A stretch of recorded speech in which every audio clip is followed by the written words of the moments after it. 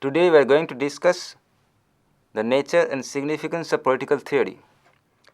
This is too vast an area to be finished in a course of one single lecture.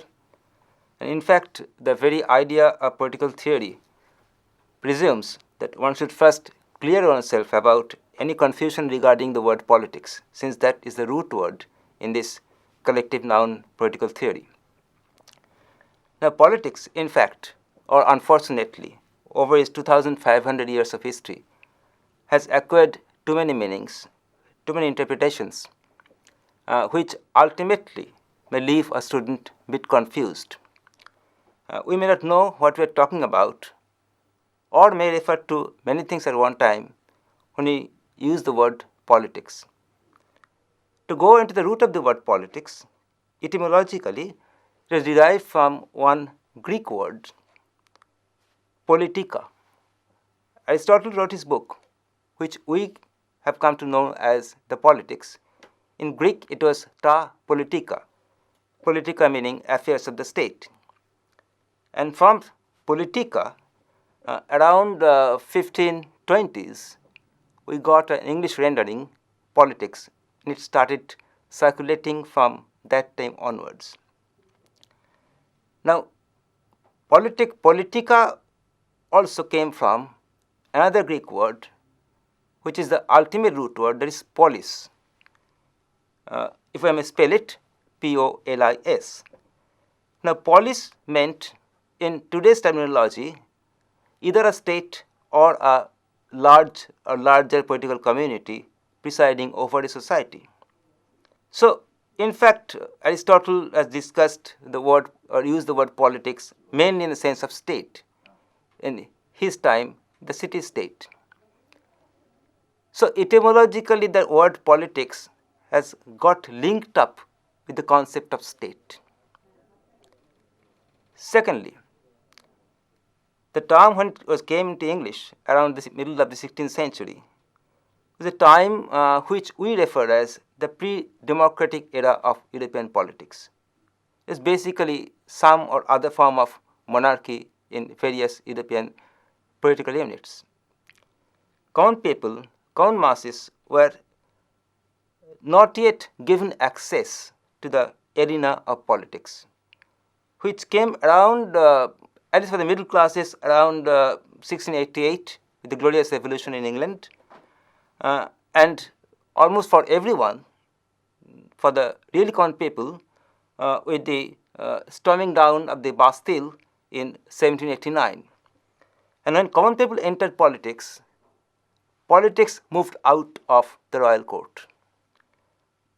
And naturally, there started in the entire society many maneuvers of power at various levels to reach the actual seat of politics, the seat from where state power is controlled or state power is guided. But such activities might not have any direct link or might have had an indirect link with what we mean as by affairs of the state or running of the state and so on and so forth. Now, all this was ultimately linked up with the issue of politics, the running of the state. So, what we found that politics was spreading. Like if we throw a stone into a still pond, we see ripples spreading one after the other, the circles getting bigger and bigger in diameter. It was almost a similar phenomenon. Politics was getting spread throughout the society. Now, with that, with people being not so directly linked with statecraft, the running of the state, there's a question then, how do we define politics? So long, from its very inception, we have been equating politics with state, with running of the state, with statecraft and so on. Now, we find people not directly linked with statecraft, but they are doing politics, and politics is an activity in that sense. So, at that point, we came to a crossroad. We had to decide which way to go. Should we stick to the statecraft way of defining politics, or should we try to find out some other alternatives? Interestingly, if we look into a dictionary, we'll always find, for example, in Collins English Dictionary, published as late as in 2003, politics was defined as a noun, the practice or the study of the art and science of forming, directing, and administering states and other political units. That definitely is a state-centered concept of politics. Though Collins English Dictionary is meant for everyone. Almost similar expression can be found across the Atlantic in American Heritage Dictionary of the English Language. There too, politics as noun was defined as the art or science of government or governing, especially the governing of a political entity such as a nation. Now, this is, I should say, that represents for so long which we mean by that state defines politics, or politics is defined by its linkage with state and statecraft. As I've been just talking about, we came to a crossroad that either we stick to the narrow state-centered definition or try to find out some other definition, some other way of looking at politics. As more and more politics was getting democratized, as more and more people were moving into the arena of politics, there's a need for getting out of the rut of state-centered definitions.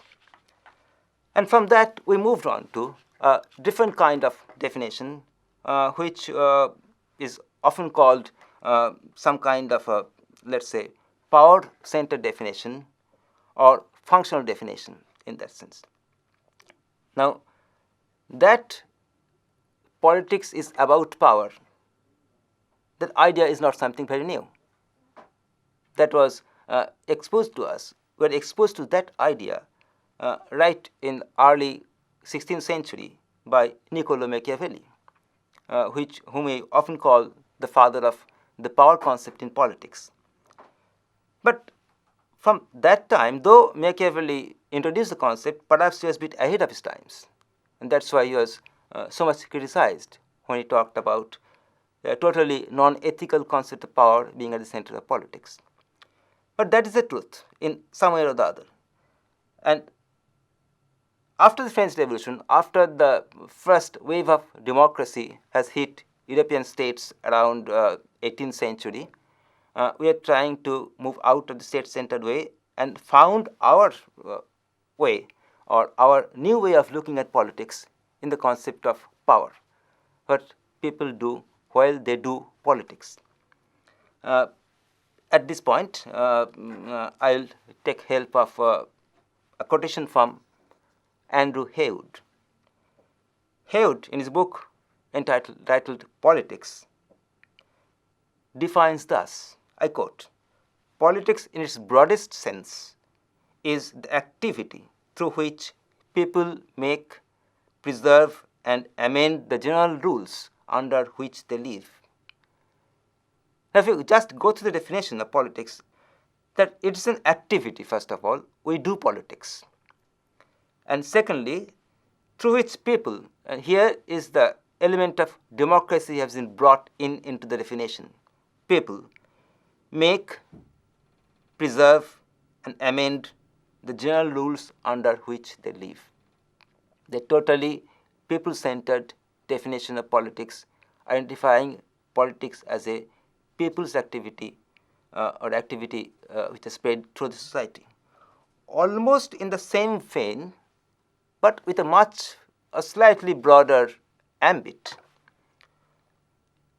Another specialist in the field, Adrian Leftwich, has defined politics as thus, I quote, "Politics is at the heart of all collective social activity, formal and informal, public and private, in all human groups, institutions, and societies." Perhaps, to me at least, this can be possibly the broadest possible definition of politics, which can include all aspects of it. Now, this leaves us with the problem of that how do we finally, we just can't say that we are being confused, we just can't say that we don't know which way to take. So we have to come to a conclusion in some respect or other. We have to come to some kind of a, I would say, ordering our thoughts about what is political science or what is politics about. Now, there have been 4 perspectives on politics, and from which we will ultimately see also that political science has also got its scope from that point. The 4 perspectives in politics. The first is politics as art of government, which we found in the 2 dictionary definitions in Collins and American Heritage. Second is politics as public affairs. We found that in Leftich's definition. Third is politics as compromise and consensus. An idea of it was reflected in Hale's definition. And fourth and the last is politics as power and distribution of resources. That too can be found in both the definitions. Now, the first one, politics as the art of government, I don't think it needs much of a discussion. We have been talking about it almost since the days of Aristotle and till 19th or even early 20th century. Almost you can say that till the 40s or 50s of 20th century, the major strand of thought in political science and about political science was that political science and politics deals with government. There are definitions which have become cliches by now, as I'm not going to mention them, but I'm not being pejorative when I say cliches, but that is the fact that we have been conditioned to thinking that there is no politics beyond government. From 50s onwards, or let's say from 40s onwards, we found some turmoil going on in the intellectual field of political science, ultimately from which we got the behavioral revolution. And even before that, though we don't count him as a political scientist as such, in the mid-19th century there was Karl Marx. Now, both behavioral revolution and the earlier Marxist thought tried to bring politics out of the confines of government into the wide open society. And from there onwards, we get the idea that politics as public affairs, the second perspective. Now, what is public and what is private in that sense? Now, there is a broad definition, the broad distinction between public and private. Public meaning, there are 2 ways of looking at it, of course. One way, the more generally accepted, as public means the state and all its institutions, processes and laws. And private means refers to the entire civil society structure, including autonomous bodies, business groups, trade unions, so on and so forth. Now, anything politics concerns public affairs. Definitely not as narrow as state-centered, but anything connected directly or indirectly running of the state with the running of the government. We just can't think about totally watertight compartment into which the public and the private have been positioned. There is no high wall between the two. There is always a relationship, always a two-way traffic between the public and the private. We have been seeing that very recently also. Civil society impinging on policy making. But generally, we equate politics with the area we call as public life. But there is also another way of looking at it, where we think politics as even within the so-called private area, much broader, which we did find in Leftich's definition in all human groups, institutions and societies. So there can be politics inside a family also. And that brings us directly to the question of power. Now, if power be at the heart of politics, then any maneuver for power, any jockeying for power positions, any conflict, any compromise, that has power at its center objective, acquiring power, making my power much more than others, reducing the power of the other groups which are in contention with me, or other person which may be in contention with me. That happens at every possible level. So in that sense, there is no area of our life which can be strictly beyond politics, which can be strictly non-political. But that dilutes, in a way, that may be true, but that dilutes also the concern of our discipline of political science. And perhaps that had led David Easton to write in the International Encyclopedia of Social Science that, I quote, "Political science in the mid-20th century is a discipline in search of its identity." So we have left the straight and the narrow in the biblical language of state-centered definitions which held its sway for many centuries, we are trying to find out new ways and found our refuge in the concept of power, but that can really dilute our concern, which was reflected in perhaps this unfortunate statement of David Easton that even in the mid-20th century, this is a discipline in search of its identity. In lower classes, when people studies political science, maybe in the plus 2 levels or like that, in almost every textbook we find that UNESCO has defined the scope of political science. That political science subject should discuss these things also. Now, I am not sure about it, but to my knowledge, UNESCO has never given any such recommendation about any other subject of study except political science. That doesn't definitely add to our glory.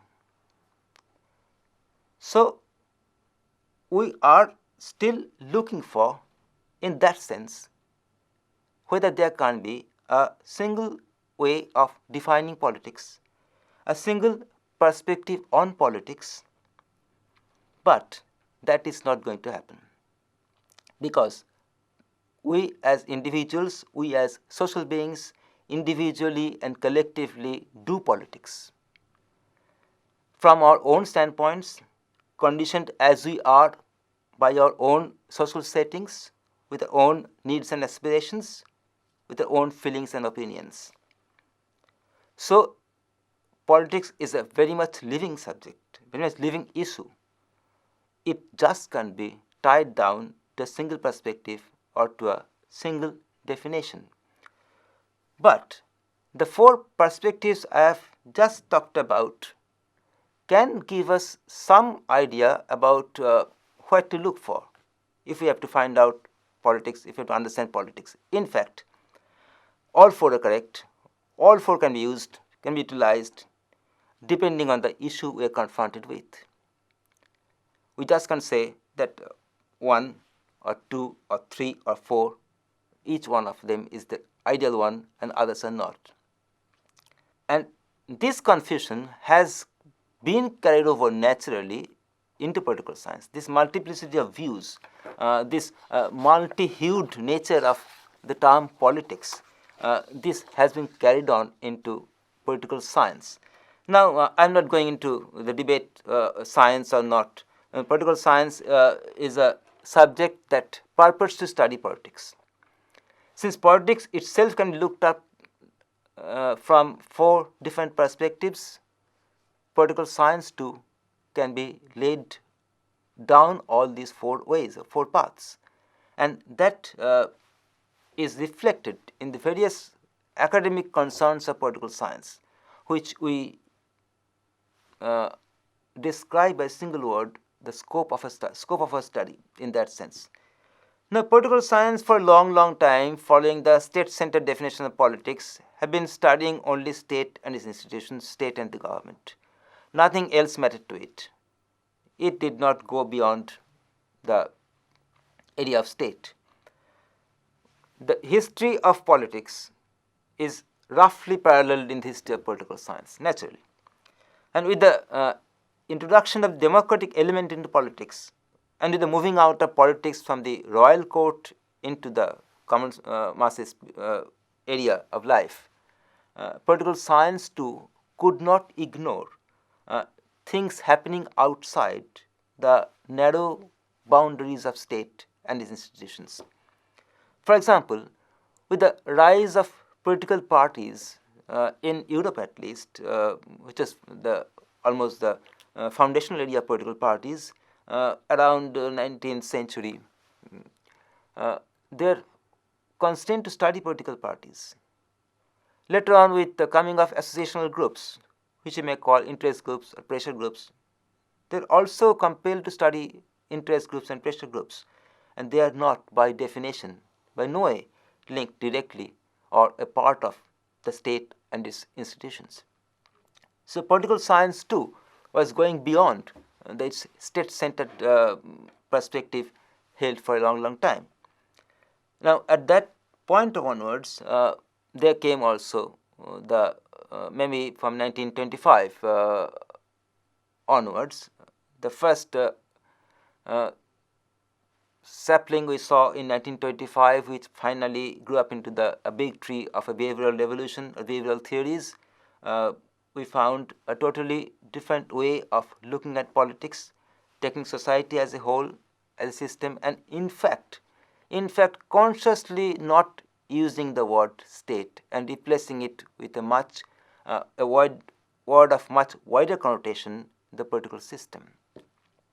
This is not the place, not the issue to discuss that in detail, but from 1950s onwards, as the system concept, as systems theories made explicit to us by David Easton and others, brought us the focus entirely on entire society and how society and politics interact among themselves.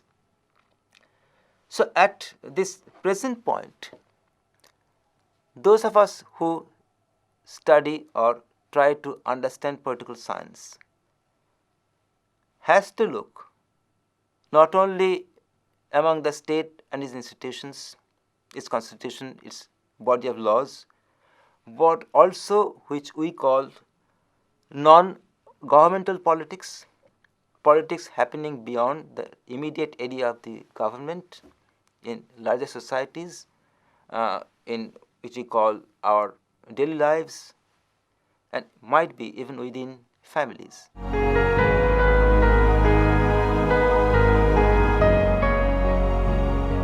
To conclude the first discussion on this, since we are discussing political theory, or ultimately we'll be going into that area, now we find at the end of a discussion that politics carries a multiple of meanings. Each one may be correct, may be useful, may be of utility in different political situations. Political science too has a number of perspectives, number of approaches. We cannot ignore any one of them. You cannot say this is the best and these others are not to be used, and that too depends on the issue we are discussing. Now, this multiplicity, this multidimensionality, this multi-hued character of politics and political science got reflected in political theory as well, and we found, and we still find, a number of political theories which do differ fundamentally in their nature.